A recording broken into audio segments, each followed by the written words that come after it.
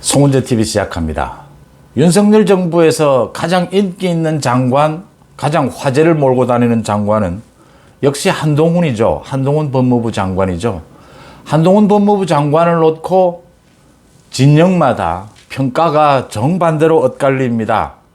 국민의힘 보수 쪽에서는 한동훈 장관이 검수완박을 완벽하게 막아냈다.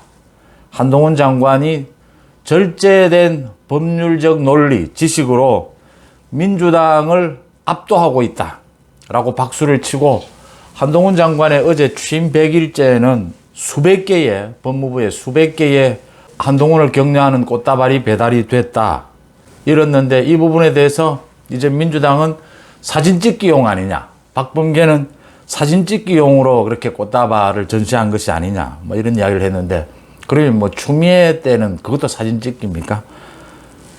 민주당에서는 한동훈이 오만하다, 우기고 물타기 하고, 국회의원이 한 가지를 질문하면 자기는 열을 이야기한다 라고 하면서 한동훈에 대해서 이제는 해임 건의가 아니고 탄핵을 해야 한다. 한동훈 탄핵을 추진하자. 법무부를 세종시로 이전하는 법안을 내겠다. 법무부만 내면 너무 우스운 꼴이 되니까 이제 폐지가 되는 여가부까지 엮어서 법무부 여가부를 세종시로 이전하는 법안을 내겠다. 이게 뭐 한동훈 유배법 아니냐, 뭐 이런 이야기까지 나오고 있습니다. 이렇게 정반대의 평가, 민주당이 한동훈에게 압도당하고 있다, 완패를 거듭하고 있다. 그 이유는 어디에 있는가? 앞으로도 민주당은 한동훈을 넘어설 수 없을 것인가? 앞으로도 민주당은 한동훈을 넘어설 수가 없고, 민주당은 한동훈을 이길 수 없다라고 하는 겁니다. 결론은 한동훈이 인사청문회에서부터 어제 법사위까지 민주당과 한동훈의 그 충돌, 이 논쟁을 지켜보면서 내리는 결론은, 민주당은 지금의 형식으로는 한동훈을 끝내 이길 수 없다라고 하는 점입니다. 왜냐하면 구도 자체가 지금 민주당에 잘못되어 있는 겁니다. 검수완박이죠.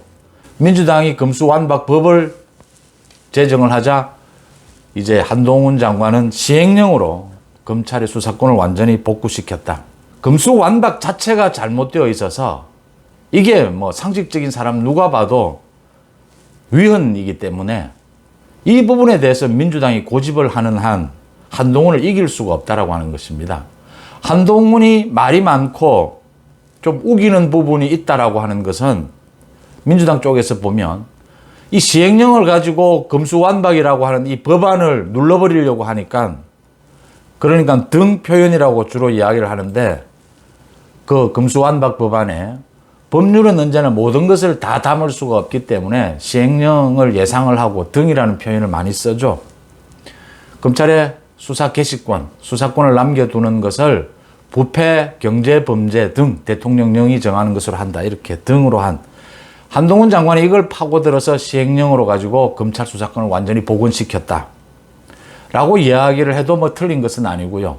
본 의미는, 뿌리는 이게 지금 부패 범죄냐, 경제 범죄냐, 선거 범죄냐, 뭐 이런 많은 것들이 칼로 무를 자르듯이 이렇게 딱 구별되지 않는다라고 하는 것이죠. 선거 자금을 만들기 위해서 주가를 조작했다. 이거 선거사범입니까? 경제사범입니까? 법률은 모든 것을 정할 수는 없기 때문에 이렇게 재량권을 줄 수밖에 없고, 그 재량권을 가지고 한동훈 장관이 검수원복, 검찰 수사권 원상 복구를 한 것이다. 이 검수완박이 잘못됐기 때문에 한동훈 장관이 시행령을 통해서 검수원복을 한 것이, 이게 법률의 정신은 어겼지만 대부분의 국민들의 생각으로는 한동훈 장관이 민주당의 저런 어거지에 어쩔 수 없이 저렇게 강한 방법을 쓴 것이다 라고 국민들이 이해를 하는 것이죠. 그래서 민주당이 이걸 이길 수가 없다라고 하는 것이고, 또 하나는 민주당의 지금 법사위 위원들이나 한동훈 장관에 대해서 공격하는 의원들이 대부분이 감정이 앞섭니다. 한동훈 장관에 대해서 개인적인 또는 뭐 당대 당으로서의 정치적인 이런 감정이 앞서면서 국민들 눈에는 굉장히 안 좋게 비치는 겁니다. 비상식적으로 비치는 것이죠. 국정을 논하는 자리에 감정이 노출이 되면 이건 굉장히 안 좋은 마이너스 요인이 되는 거죠. 가장 대표적인 게 최강욱이죠. 자신이 지금 검찰에 의해서 채널A 사건으로 기소가 되어 있으면서 자신이 피해자고 무혐의가 된 한동훈 장관을 가해자다라고 하니까 국민들이 의아해하는 것이죠. 저게 무슨 말이냐? 그건 비상식인 거거든요. 그러니까 민주당의 법사위원들이 자기 감정을 조율하지를 못합니다. 감정을 드러내게 되면 일부 자신들의 강성 지지층에는 호소가 될지 모르지만, 좀 인기를 끌지 모르지만, 일반 국민들이 볼 때는 굉장히 어딘가 모자라는 사람으로 보이는 것이죠. 그리고 굉장히 불합리한 사람으로 보이게 되는 겁니다. 그러니까 태도, 자세, 프레임 모두에서 민주당이 지고 들어가고 있다고 하는 겁니다. 거기에다가 한동훈 장관의 장점입니다. 이게 아마 윤석열 대통령이 한동훈 장관을 신뢰하는 요인이다라고 하는 겁니다. 윤석열 대통령과 한동훈 장관은 같은 특수부 검사 출신인데도 스타일이 완전히 다르죠. 윤석열 대통령이 소위 리더형이다라고 하면 한동훈 장관은 참모형이다, 이렇게 구분을 할 수가 있겠죠. 한동훈 장관은 굉장히 치밀하고 모든 준비에 있어서 또 자기 관리에 있어서 한치의 빈틈을 보이지를 않습니다. 그러니까 법리적으로 업무적으로 한동훈 장관을 민주당이 공격할 수 없으니까 한동훈 장관의 개인 비리, 이런 부분을 파고들어야 하는데, 인사청문회에서부터 한동훈 장관의 자녀, 그 외국 유학 부분, 또 한동훈 장관이 미국을 출장 갔다 온 부분, 이런 부분을 파고들어도 별로 나오는 게 없습니다. 자기 관리를 철저히 하고 있다고 하는 것이죠. 그리고 제가 한 가지 놀라고 있는 것은 한동훈 장관이 굉장히 법리에 밝고 또 굉장히 말을 가려서 말을 굉장히 많이 하면서도 그러면 을에 실수가 나올 법도 한데 거의 실수를 하지 않는다라고 하는 겁니다. 말꼬리를 잡히지 않는다라고 하는 겁니다. 이게 한동훈 장관이 오랜 다듬어 온 자신의 내공일 것이다라고 보입니다. 많은 사회 현상, 법을 둘러싼 많은 이 법리적인 문제에 대해서, 이 많은 논쟁에 대해서 자기 나름대로 기준을 세우고 굉장히 많은 트레이닝을 해왔다라는 걸 느낄 수가 있습니다. 또 박범계나 추미애 장관 때 좌천에 좌천을 거듭했지 않습니까? 4번의 좌천을 거듭하면서 소위 한직에 있으면서 한동훈 장관이 자신을 굉장히 가다듬었을 것이다. 자신에 대한 관리. 이런 부분으로 인해서 단단하다, 야무지다라고 하는 부분입니다. 한동안 앞으로 한동훈 장관이 이런 자기 관리, 또 철저한 민주당에 대한 공격적인 자세, 이걸 유지할 것으로 보여서 민주당이 한동훈 장관을 넘어서기는 어려울 것이다라고 보입니다. 법무부를, 지금 과천에 있는 법무부를 저 세종시로 옮기면 유배라고 하는데, 요새 유배가 어디에 있습니까? 이렇게 통신망이 발달되어 있는 상황에서 세종시에 가면은 한동훈 장관을 안 볼 수 있습니까? 한동훈 장관과 법무부를 이간시키고 좀 괴롭혀 보겠다라고 하는 뜻이고, 그런 것을 내는 것이 이제 한동훈 장관에 대한 탄핵, 또 한동훈 장관에 대해서 법무부를 이전하겠다, 이런 법안을 내는 것이 오히려 민주당에 불리하게 되는 것이죠. 이게 민주당 강성 지지층만을 바라본 정치 행태죠. 국회의원이 자신의 선거를 앞두고 자신의 강성 지지층을 바라보고 소위 팬덤 정치를 해야 할 때도 있을 겁니다. 그런데 일반적으로 이렇게 하게 되면 당에 누를 끼치고 자신의 정치적 이미지도 무너지게 되는 것이죠. 언론과 다른 부분입니다. 법무부와 여가부를 세종시로 이전하는 것, 그건 정부에 맡겨둘 일이지, 그걸 법안으로 만드는 것은 또 민주당이 국회를 장악하고 있다고 법을 마음대로 만들려고 한다, 남용하려고 한다라는 지탄을 받을 수밖에 없습니다. 재미있는 이야기들이 있습니다. 그러니까 어떤 부처는 세종시로 옮기고 어떤 부처는 서울에 남겨둘 것이냐, 과천에 남겨둘 것이냐, 이 이야기가 있었을 때, 여가부 같은 경우에는 직원도, 그러니까 그게 결정이 될 때는 직원이 200~300명에 불과했습니다. 지금도 여가부가 아마 300명대일 겁니다. 그런데 여가부가 있는 줄도 몰랐다는 건 아닙니까? 그거 지금 배치를 할 때 여가부가 그만큼 규모가 작고 또 존재감이 없었다라고 하는 것이죠.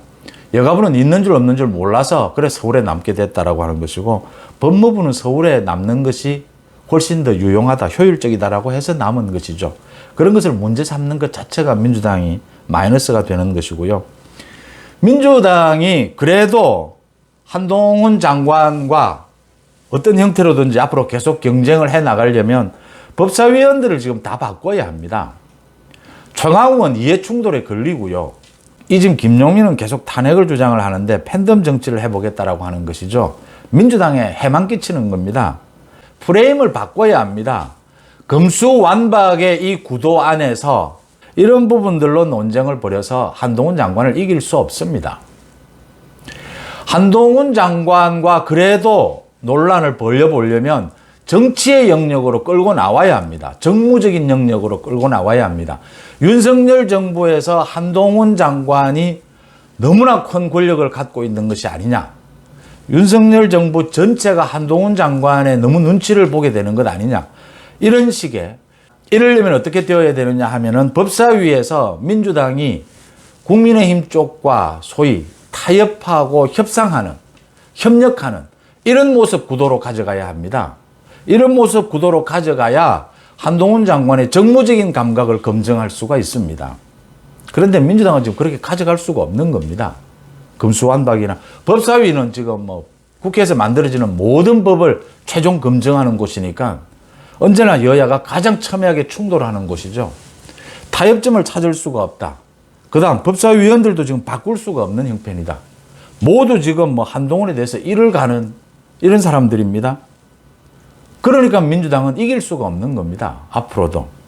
이 부분을 바꾸지 못하는 지금 상황상 한동훈 장관을 이길 수가 없고, 한동훈 장관의 자기 관리나 준비 이런 부분들은 그 아마 한동훈 장관이 4차례에 걸쳐서 좌천을 당하면서 이렇게 야무러졌을 것이다 라고 보입니다. 굉장히 철저하다라고 하는 점에서 앞으로도 상당 기간 민주당은 한동훈 장관의 소위 뭐 한동훈 장관 공포에 걸렸다라고 할 정도죠.